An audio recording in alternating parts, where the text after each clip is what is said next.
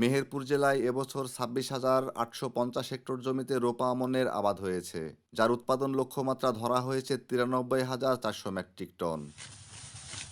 চাষিরা জানান, জমির লিজ, সেচ ও সার কীটনাশক কিনতে গিয়েই বেড়ে গেছে উৎপাদন খরচ।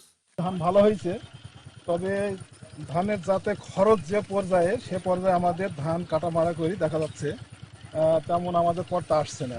বিষের দাম বেশি, আপনার সারের দাম বেশি, আমাদের পড়তা হয়েছে নাই। ধানের ফলন ভালো হয়েছে কিন্তু ধানের দাম কম। কৃষক লোকসানের কথা বললেও ভালো ফলন হওয়ার কথা বলছেন কৃষি বিভাগ। কৃষি কার্ডের মাধ্যমে সরকারি দামে ধান বিক্রির সুযোগ দেওয়া হচ্ছে কৃষকদের। গড়ে আমরা হেক্টরে ৫,৩০০ কেজি করে ফলন পেয়েছি। দিন দিন কৃষকরা আমন আবাদের প্রতি ঝুঁকছে এবং নতুন নতুন জাত আবাদ করার ফলে কৃষকরা একক পরিমাণ জমি থেকে তার বেশি উৎপাদন করতে সক্ষম হচ্ছে। আগামীতে ধান আবাদে কৃষকদের প্রণোদনা দেওয়ার কথা বলছেন কৃষি বিভাগ।